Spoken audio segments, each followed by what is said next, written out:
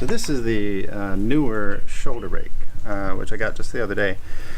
It's pretty solid. This is a good chunk of metal, and it's aluminum, and it is really adjustable. You get a lot of I'm actually using this for my Lumix GH4, which I just got the other day as well.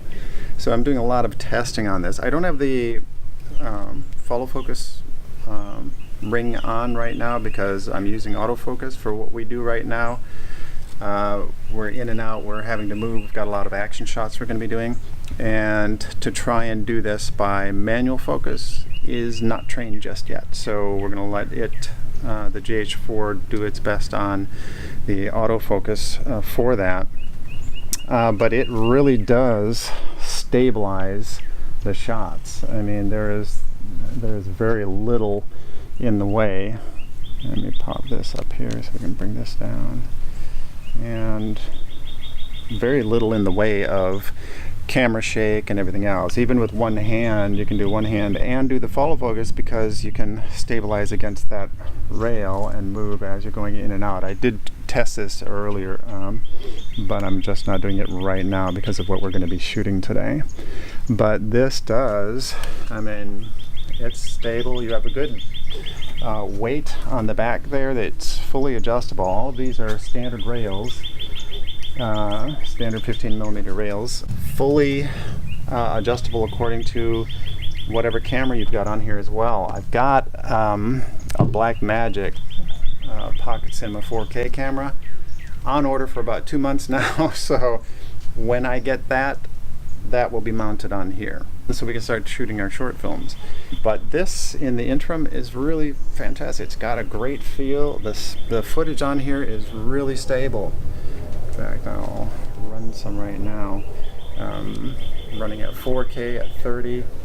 Just going to bring up my light a little bit here. There we go. So 4K at 30. We're dueling cameras looking at each other here. But this is really fantastic, the stabilization on this. And this does it. And the reason that I got this was because I'm going to be getting the Air 2 from Gudson. And until I get that, I needed something in the interim. I really got this for $115. So that's US at the time of filming here.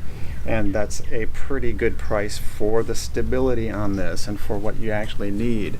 I mean, moving in and out, everything is very stable, it's tight.